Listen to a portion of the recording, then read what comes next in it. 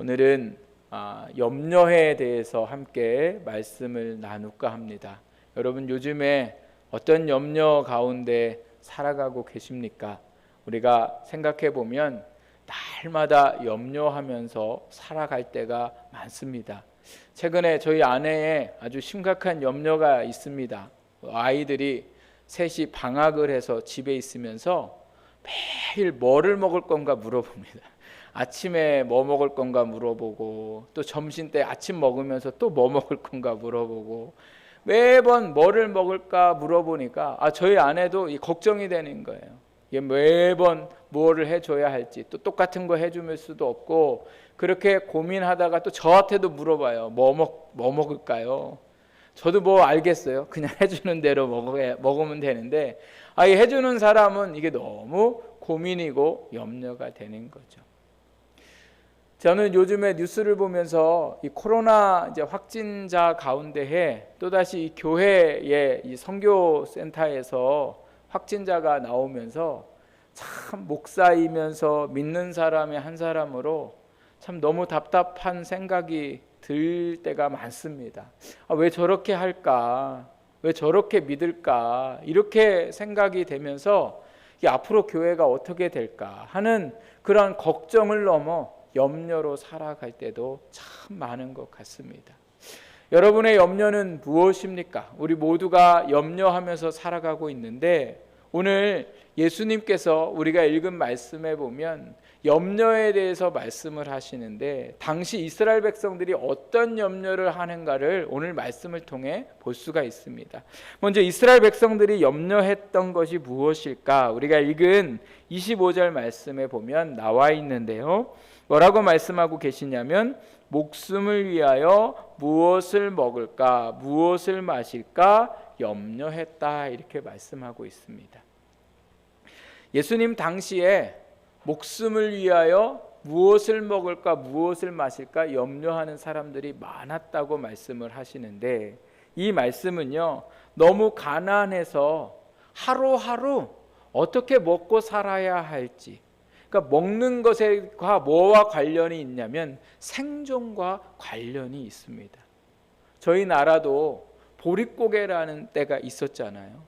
그때가 되면 겨울이 지나고 봄이 오는 그 시기에 아무것도 없어서 정말 산에 올라가서 뭐 나무 껍질을 벗겨 먹고 막 이렇게 사셨다는 이야기도 듣고, 또 보릿고개가 지나서 또 60년대 70년대 사셨던 분들의 이야기를 들어보면 도시락 싸갈 돈이 없고 쌀이 없고 먹을 게 없어서 남들 점심시간에 밥 먹을 때에 수도가에 가서 물로 배 채우면서 사신 분들이 있습니다. 이런 분들은 지금 오늘 우리가 먹을까, 무엇을 먹을까, 저희 아내가 뭐 애들 뭐를 해줄까에 대한 이러한 염려와 전혀 다른 염려 속에 살아가고 있었던 거죠. 잘못하다가는 오늘을 먹을 수 없고, 더 잘못하다가는 내일에 어떠한 삶을 살아가야 할까 하는 걱정들이 있습니다. 그래서 그 먹는 것을 뭐라고 말씀하고 있냐면 목숨을 위하여. 그래서 당시에 이 먹는 것이 뭐와 관련되어 있습니까? 목숨과 관련되어 있더라는 겁니다. 벌지 못하면 먹을 수 없고, 먹지 못하면 살 수 없는 시대 속에 그들은 늘 뭐예요? 먹는 것에 대한 염려를 하면서 살았다고 합니다. 오늘 이 말씀을 보면 우리가 지금 살고 있는 시대와는 참 다릅니다. 그런데 오늘도 우리는 먹는 것에 대한 염려 속에서 살아갑니다. 물론 옛날 어른들이 생각하면 참 배부른 소리 한다 이렇게 말씀을 할 수 있지만, 지금 우리가 먹는 것은요, 무엇을 우리에게 말해주고 있냐면 그 사람의 삶의 수준을 말하는 것이 먹는 데 들어가 있습니다. 밥을 못 먹는 건 아니에요. 그런데 얼마짜리 밥을 먹고 어떤 쌀을 먹고 어떤 곳에 가서 먹느냐에 따라 그 사람이 잘 살고 못 살고의 판가름이 나는 시대 속에 살아가고 있습니다. 옛 어른들은 먹고 못 먹고가 생명과 관련이 있다면, 오늘 우리가 살아가고 있는 이 시대는 무엇을 먹고 무엇을 먹지 못하느냐에 따라 살고 죽음이 있더라는 거예요. 스스로 너무 어려워서 살아가는 분들이 정말 밥을 못 먹어서 스스로 목숨을 끊는 게 아니잖아요. 밥은 먹을 수 있지만 어떻게 살아가야 할까에 대한 그 어려움 때문에 그것이 염려가 되고 염려가 되다 보니까 어떻게 합니까? 스스로 그 목숨을 끊는 일들이 우리 주변에 일어나고 있는 것을 보게 됩니다. 그래서 부모가 자기의 목숨을 끊을 때에 자기 자녀들을 생각하면서 그 앞날이 캄캄하니까 어떻게 해요? 같이 동반 자살을 하는 일들이 일어나고 있는 시대 속에 살아가고 있습니다. 그래서 우리도 여전히 뭐예요? 시대는 바뀌었지만 이 목숨, 우리가 살아가는 데에 무엇을 먹을까 하는 염려 속에 살아가고 있습니다. 특별히 코로나 시대로 인해서 경제적인 이 어려움 속에 우리가 어떻게 살아가야 할까 하는 염려가 얼마나 심각한지 모릅니다. 또 한 가지 오늘 말씀해 보면 예수님 시대에 무엇을 염려하면서 살았는가 보니까요. 25절 그 다음 말씀해 보니까 뭐라고 말씀하고 있냐면 몸을 위하여 무엇을 입을까 염려하지 말아라 이렇게 말씀하고 있어요. 무엇을 위해서요? 몸을 위해서 무엇을 입을까 염려하지 말아라. 이 말씀의 의미는 뭐냐면요. 지금 오늘 우리가 지금 옷을 입고 왔잖아요. 옷을 입고 올 때 오늘 2부 예배 11시 예배 오실 때 여러분 아무거나 입고 오신 거예요? 아니면 신경 써서 입고 오신 거예요? 한번 옆에 사람 보세요. 아무거나 입고 온 건지 신경 써서 입고 온 건지. 우리가 집에 있는 옷 중에 그래도 내가 이렇게 입고 가야지 하는 마음으로 이렇게 입고 오신 거잖아요. 옷이 없어서 문제가 아니라 우리는 입고 나갈 것이 없어서 우리는 문제인데 이 시대에는요. 이 옷이 어떤 의미냐면 생존과 관련이 있습니다. 생존. 그래서 옷이 몸을 보호해 주는데 추위로부터 자기의 몸을 보호해 주고 또 이불이 많이 없었던 시대에 이불을 덮고 자라서 건강과도 관련 있는 것이 바로 옷이었습니다. 그래서 구약 시대의 신약 시대의 말씀들을 보면 마지막에 자기가 누군가에게 돈을 빌려야 하는데 더 이상 저당 잡힐 게 없으면 마지막 저당 잡히는 게 뭐냐면 자기 겉옷이었어요. 겉옷. 그래서 하나님이 뭐라고 말씀하고 계시냐면 너에게 누군가 돈을 빌렸어도 해가 지기 전에는 옷을 돌려주라고 말씀하셨어요. 왜요? 그 사람에게 옷까지 없으면 그 추위와 그 환경 속에 견딜 수 없기 때문에 그렇습니다. 그래서 이스라엘 사람들에게 이 겉옷의 의미는 얼마나 중요했는지 모릅니다. 그러니 사람들이 이 겉옷, 패션을 중요하게 생각하는 게 아니라 지금 이 겉옷을 입을 수 있느냐 없느냐가 그들에게는 늘 염려였더라는 겁니다. 그런데 오늘 우리는 어떻습니까? 오늘 우리가 입을 게 없어서 염려가 아니라 뭐를 입을까가 오늘 이 시대에는 염려입니다. 그 이유가 뭘까? 우리가 우리의 몸에 뭐를 걸치느냐가 무엇을 입느냐가 오늘 우리의 수준을 말해주기 때문에 그렇습니다. 예전에 어떤 분한테 말씀드리니까 어떤 교회에 아주 오래전 이야기예요. 어떤 큰 교회에 어떤 분이 밍크 코트를 입고 싶었어요. 밍크 코트. 그때 밍크 코트가 한참 귀할 때. 그랬더니 또 누가 입고 오니까 그 다음부터 사람들이 또 다 밍크 코트를 입고 오시는 거예요. 왜요? 나도 이 정도 사는 거죠. 그러니까 오늘 우리가 그거 못 입으면 뭐해요? 우리는 못 사는 쪽에 속하는 거죠. 그러니까 좋은 옷을 입으면 내가 잘 사는 것 같고 반대로 내가 사람들보다 못 미치는 옷을 입으면 우리는 뭐예요? 못 살게 생각하면서 살아가는 오늘 우리의 삶 속에 있습니다. 그래서 늘 몸에 뭐를 걸치고 살아가느냐를 아주 중요하게 생각하고 이 몸에 뭐를 걸치고 살아가야 할 것 때문에 염려하면서 살아가는 시대 속에 우리가 살게 됩니다. 예전에 뉴스에 한번 나온 적이 있는데 지금은 약간 이 패션에 대한 생각들이 아이들이 달라졌는데 몇 년 전만 해도요 아이들이 이 겨울에 입는 이 점퍼가 그냥 아무거나 입으면 되는데 이게 아무거나 안 입는 거예요. 학교 가면 아이들이 메이커 입는 그 점퍼를 입어야 되니까 선생님 그 점퍼가 막 몇십만 원씩 해요. 근데 그 몇십만 원짜리를 사줄 수가 이게 없는 거죠. 근데 아이들이 아예 저희 아이들도 예전에 보니까 아예 안 입고 가요. 아예 안 입고 가. 그냥 내가 이거 뭐예요? 이거를 안 입고 갈 망정, 추울 망정, 이거 메이커는 뭐예요? 꼭 입고 싶은 거. 가방도 마찬가지예요. 가방도 책만 들어가면 되는데 이게 책이 중요한 게 아니에요. 요즘 애들은 책도 안 갖고 다녀요. 그럼에도 불구하고 가방이 뭐예요? 메이커, 좋은 가방을 메워야 학교에 가서 뭐예요? 좀 멋있어 보이고 좀 있는 것처럼 보이더라는 거죠. 입고 뭐 하는 것만 그게 아니라 우리가 들어가 사는 데에서도 우리는 얼마나 많이 염려하면서 살아가는지 몰라요. 이제는 아파트가 같은 아파트라고 아파트가 다 똑같은 아파트로 취급받지 않아요. 어느 아파트에 사느냐, 어느 동네에 사느냐, 그것이 오늘 우리의 삶이더라는 거죠. 제가 예전에 교회 탐방을 갔는데요, 인천에 갔습니다. 인천에 어떤 교회에 가니까 그 목사님이 그런 말씀을 하세요. 이제 목회의 방향을 어떻게 잡았냐면 그 교회는 쉼과 안식으로 잡으셨어요. 쉼과 안식. 그 이유가 뭐냐? 서울에 살던 분들이 어쩔 수 없는 상황에 이르러서 경기도로 민천으로 밀려난 거예요. 근데 거기 오신 분들은 이제 물론 뭐 다 그렇지는 않겠지만 그 목사님이 그 얘기하세요. 이 교회에 오신 분들이 대부분이 서울인을 늘 꿈꾸며 살고 있대요. 서울인. 내가 지금은 인천으로 밀려났어도 내가 언젠가 다시 돈을 벌어서 내 몸이 서울에서 살아야겠다는 이러한 생각들로 가득 차 있다는 거예요. 그러니 여러분, 그 삶이 얼마나 공고하고 얼마나 고단한 삶이겠어요. 그 서울 안으로 들어가려면 얼마나 애쓰고 수고하겠어요. 그러니까 목사님이 교회에 오시는 성도들에게 쉼을 주고 평안을 누리게 하려고 아예 목회 방침이 그렇게 목회 방침을 세워서 어쨌든 성도들이 교회에 찾아오면 쉼을 얻고 살아가게 하려고 목회를 하신다는 이야기를 들었습니다.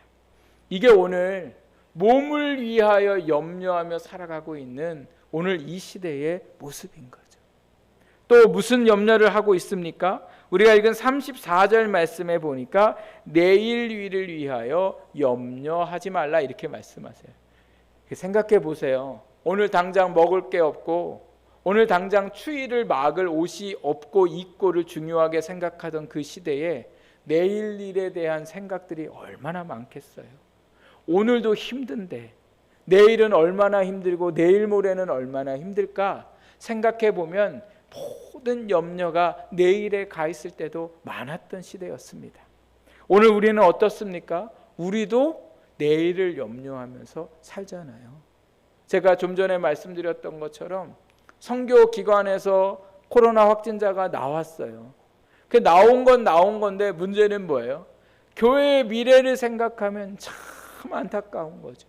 그래서 얼마 전에 교계 사람들이 나와서 대표들이 나와서 국민들에게 죄송하다고 이렇게까지 말해야 하는 상황이 되었더라는 거예요.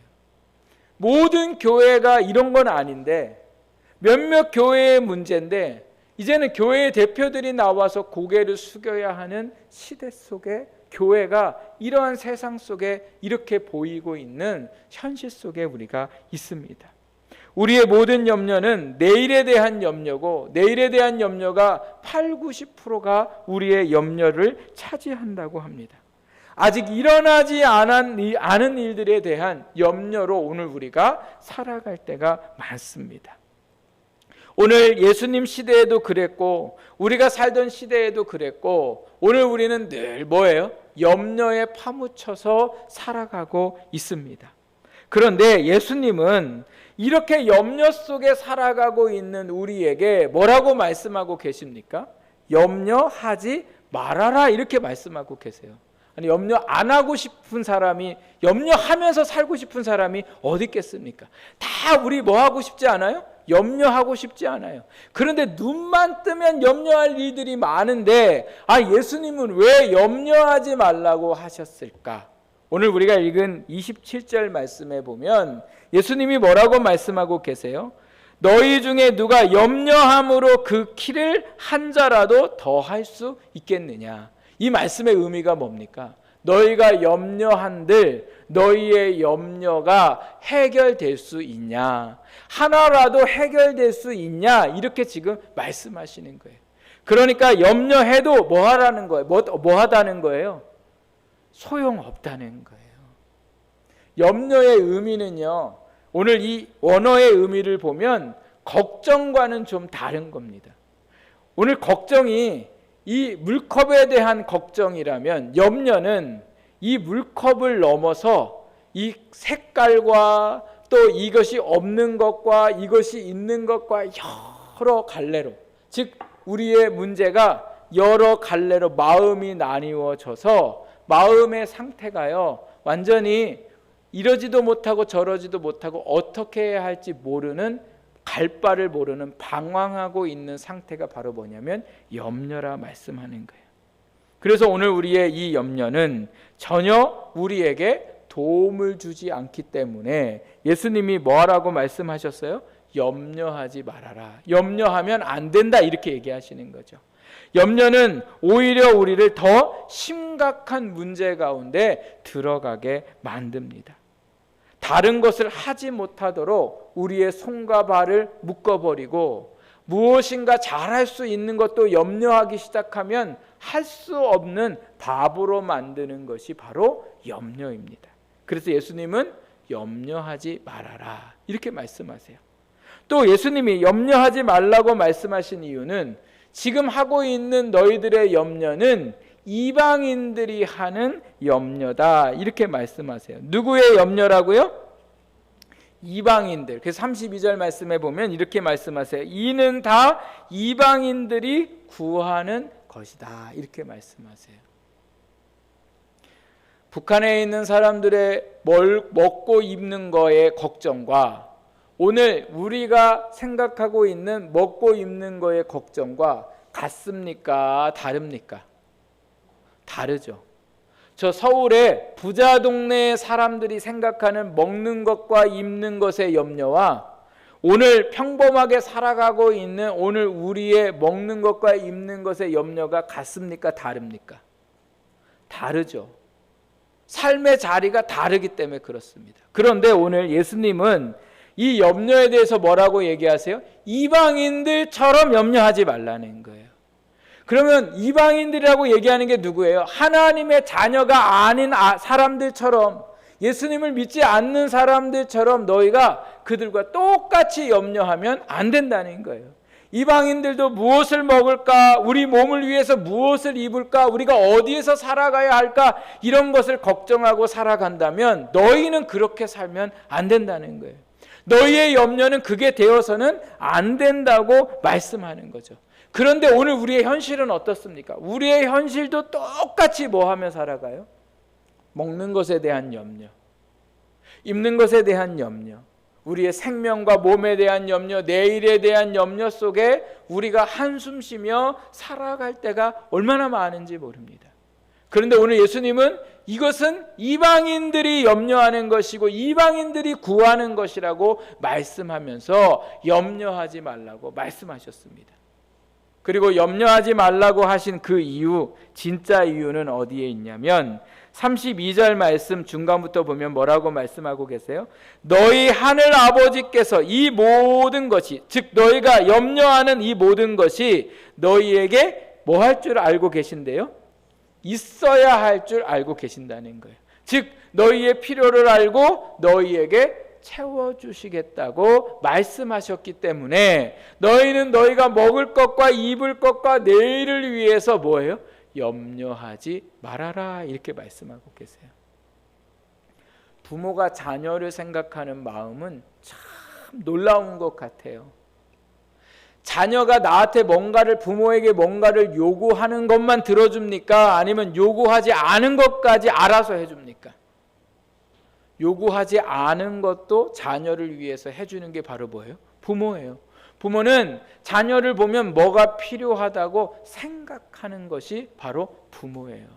심지어 자녀가 아빠 엄마에게 뭐를 요구해요. 엄마 아빠 나 이거 해주세요. 그런데 생각해 보면 별 필요가 없고 해주지 않아도 돼요. 근데 자녀들은 그렇게 이야기해놓고 엄마 아빠가 안 해준다고 하니까 잊어버려요. 그런데 엄마 아빠는 이상하게 자녀들이 구하고 잊어버린 것을 마음에 생각하고 있다가 때가 되면 뭐예요? 자녀에게 해주고 싶은 마음이 드는 것이 누구의 마음이에요? 부모의 마음인 거죠.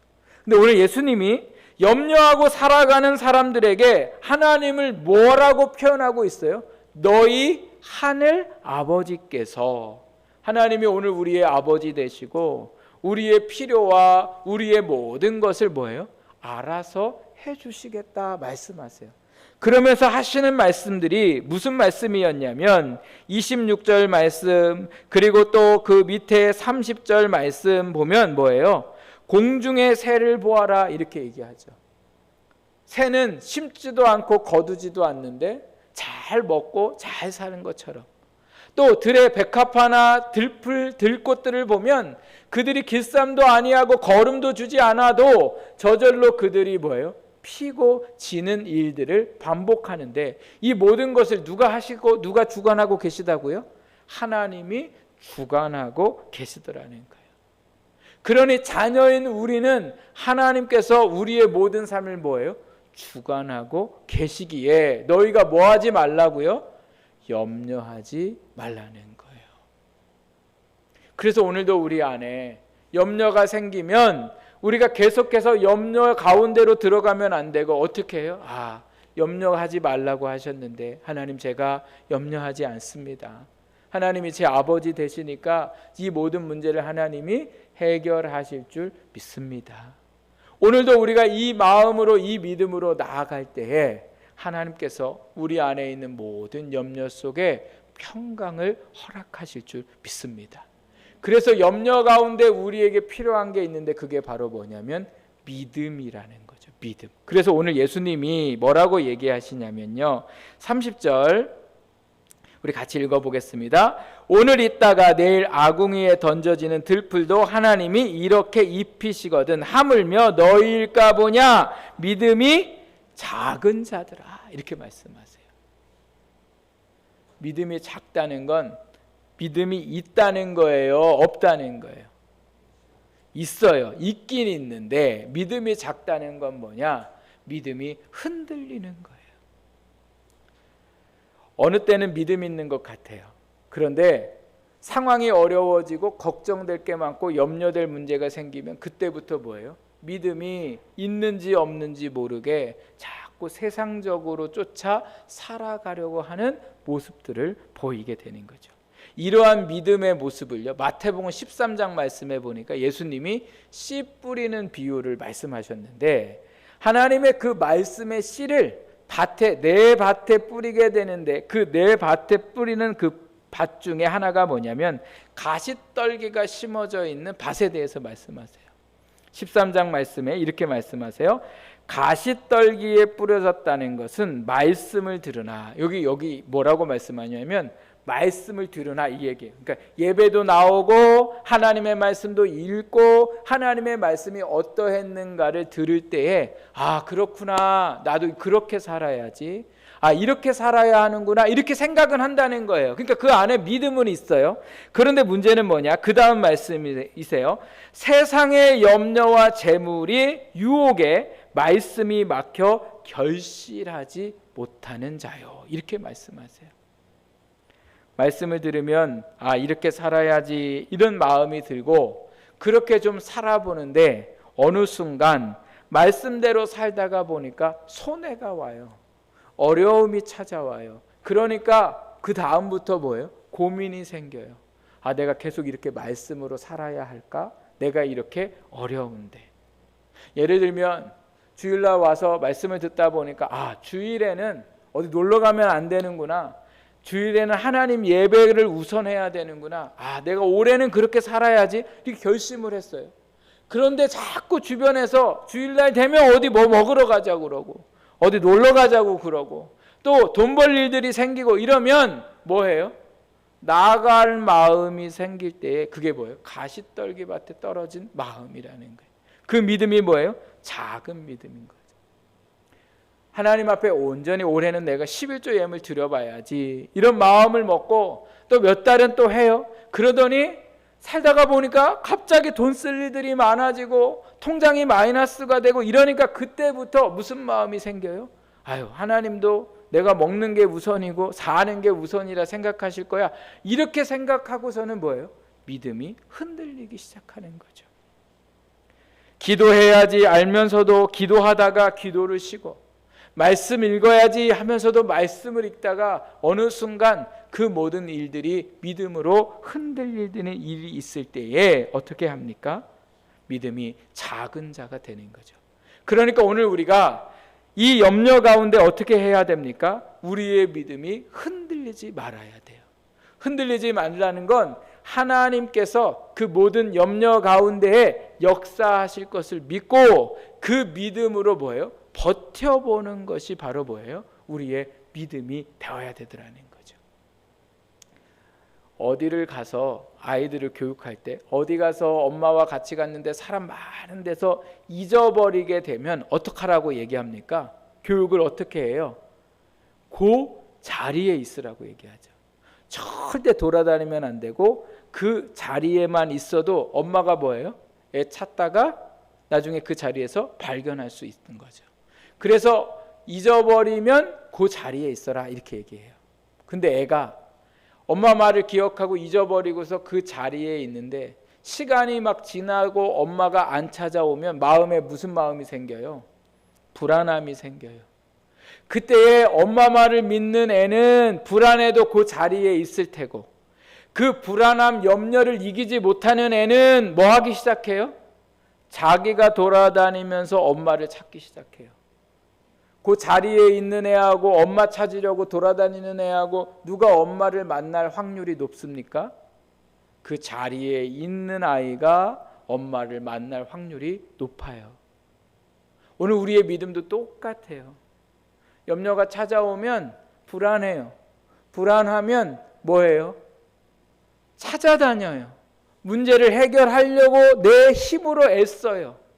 염려가 찾아오면 어디 여행이라도 가야 될 것 같고, 염려가 생기면 어떻게 술에 빠져서 다른 것에 빠져서 그 모든 그 염려를 잊어보려고 하고, 또 염려가 생기면 몸을 바쁘게 하고 괴롭게 하면 그 염려가 사라질 것으로 세상은 이야기하지만, 오늘 우리의 염려가 있을 때에는 하나님의 말씀을 믿고 그 자리에 있어야 돼요.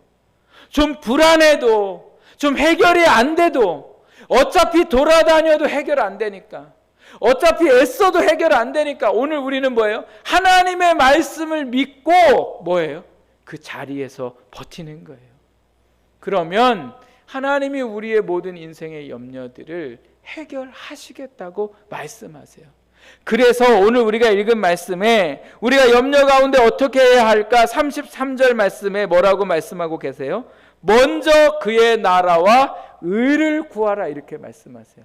이 말씀의 의미는요, 염려 가운데 있을 때에 너희가 하나님의 말씀대로 살아라는 말씀이세요. 세상의 방법대로 살라는 게 아니라 하나님의 말씀대로 살라는 거예요. 어려움을 만나면 내가 어떻게 해야 할까를 하나님 앞에 묻기 시작하고, 이 어려움을 이길 수 있도록 하나님의 뜻을 구하면서 내가 이것을 잘 견딜 수 있도록 용기를 달라고 기도하고, 내가 믿음으로 어떻게 계속해서 살아가야 할까를 오늘 우리가 하나님 앞에 기도하고 말씀을 보면서 그 말씀대로 살아가야 되는데, 우리의 문제는 뭐냐? 말씀대로가 아니라 세상의 방법대로 살아가는 거예요. 예를 들면 이 어려운 시대 속에 하나님 말씀대로 살면 50원밖에 못 벌어요. 그런데 하나님 말씀대로 안 살면 100원 벌 수 있어요. 근데 지금 우리의 형편으로 볼 때에는 100원을 벌어야 이 달을 버틸 수 있어요. 그러면 오늘 우리가 뭐예요? 50원 내려놓고 하나님 뜻 내려놓고 뭐예요? 100원 버는데 열중하죠. 근데 하나님은, 오늘 예수님은 그렇게 살지 말라는 거예요. 100원을 못 벌어서 이 달을 버틸 수 없을 지경이 돼도 너는 뭐예요? 말씀대로 50원 벌면서 살라는 거예요. 그러면 밥 굶고, 그러면 애들 못 가르치고, 그러면 우리가 거리에 나갈 것 같지만 오늘 예수님은 아니라고 말씀하세요. 그 결과를 뭐라고 말씀하고 계세요? 33절에 끝에 보면 그리하면 이 모든 것을 너희에게 뭐예요? 더하시리라 이렇게 말씀하세요. 내가 채우면 한계가 있지만 하나님이 더해 주시면 넉넉하게 부족하지 않게 그 모든 삶을 살아갈 수 있도록 하나님이 역사하시겠다는 거예요. 그래서 오늘도 우리가 이 염려가 많은 세상 속에서 이 하나님의 말씀을 믿는 믿음으로 살아갈 때에 오늘 우리의 삶의 모든 염려들을 하나님이 해결해 주실 줄 믿습니다. 중국에 워치만니 목사님이라는 분이 계십니다. 그 목사님이 영성적으로도 기도적으로도 참 훌륭하신 분이세요. 근데 이 분이 어느 날 갑자기 심각한 병이 들었습니다. 이 심각한 병이 들어서 이 하나님 앞에 기도했어요. 하나님, 내 병을 좀 고쳐 주시옵소서. 그랬더니 하나님이 뭐라고 음성을 주셨냐면 마치 사도 바울이 자기 몸에 가시, 아픔을, 질병을 놓고 기도했을 때에 내 은혜가 내게 족하다고 말씀하셨던 것처럼 이 목사님에게 말씀해 주셨어요. 그러니까 이 목사님이 하나님의 그 응답이 마음에 안 드는 거예요. 그건 사도 바울이나 그렇게 살 수 있는 거고 나는 하나님 그렇게 못 삽니다. 내가 지금 해야 할 일도 많고 내가 너무 몸이 괴로워서 죽을 것 같은데 하나님 이 병에서 저 좀 고쳐주옵소서. 그런데 하나님이 고쳐주시지도 않고 아무 말씀도 안 하니까요. 이 목사님이 정말 하루 종일 정말 금식하면서 하나님 앞에 때를 얼마나 썼는지 나중에는 때 쓰다가 이 목사님이 기절을 한 건지 잠이 들었는지 잠을 잤는데 꿈속에 이 목사님이요 양자강을 배를 타고 가더래요. 양자강을 배를 타고 한참 가다가 보니까 엄청난 바위가 있어가지고 그 바위와 지금 부딪힐 상황이 곧 일어날 것 같은 거예요. 그러니까 그 꿈속에 이 목사님이 기도를 했대요. 하나님, 이 배가 저 바위에 부딪히지 않고 잘 지나가게 저 좀 살려주십시오. 그랬더니 하나님이 두 가지를 말씀하셨대요. 얘야, 내가 저 바위를 옮겨줄까? 아니면 물이 불어나서 배가 그 위로 지나가게 할까? 이렇게 말씀을 하셨을 때 이 목사님이 뭐를 선택했냐면 물이 불어나서 바위를 넘어가게 해 주십시오. 이렇게 기도했다는 거예요. 그리고 하나님이 그 꿈에서 갑자기 순식간에 물이 불어서 그 큰 바위를 잘 넘어갈 수 있게 하셨고 그 꿈을 꾸고 난 후부터는 자기 몸의 질병이 해결하게 달라고 기도하지 않았다고 합니다. 그리고 무엇을 위해 기도했냐면 하나님의 은혜를 구했다고 말씀하고 있어요. 왜 큰 바위가 아니고 오늘 우리의 인생에 그 염려를 제거해달라고 안 하고 하나님의 은혜를 구했을까? 왜 그랬을까요? 왜 그랬는지 이야기는 안 나와요. 제가 보니까. 근데 제가 이 글을 보면서 생각한 것은 하나님의 은혜가 있으면 염려될 것들이 묻히기 때문에 그래요. 살아갈 수 있기 때문에 그래요. 예수님은 누가 와서 밥을 먹으라고 하시지도 않았고 어떻게 살아가야 할지 내일이 막막한 인생을 사시면서 한 번도 먹는 것에 대한 염려를 하시지 않았어요. 말씀해 보면 예수님은 머리 둘 곳이 없었다고 말씀하세요. 어디에 자기의 몸을 누여야 할 곳이 없었던 삶 속에 사셨어요. 그런데 예수님은 불행하지 않으셨어요. 왜요? 늘 하나님이 동행하시고 하나님의 은혜가 그에게 임했기 때문에 그래요.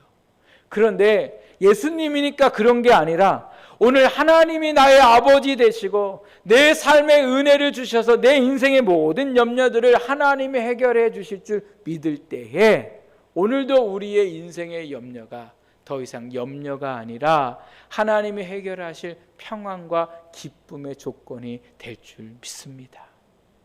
그러므로 오늘 우리가 수많은 염려 속에 살아가야 할 이 세상 속에 오늘 우리가 염려로 사는 게 아니라 하나님을 믿는 믿음, 하나님의 말씀대로 사는 그 믿음, 그것이 바로 뭐예요? 전심으로 하나님을 향한 믿음의 모습인 거죠. 그러면 하나님께서 능력을 베푸셔서 오늘 우리의 모든 염려를 해결해 주실 줄 믿습니다. 어쩌면 오늘 예배드리러 오시는 분들 중에 돈이 없어 어떻게 살아가야 할까 걱정되는 분도 있고, 또 내일 자녀를 위해 필요한 돈도 있고 사업을 위해 필요한 돈도 있어서 염려하는 분들도 있을 겁니다.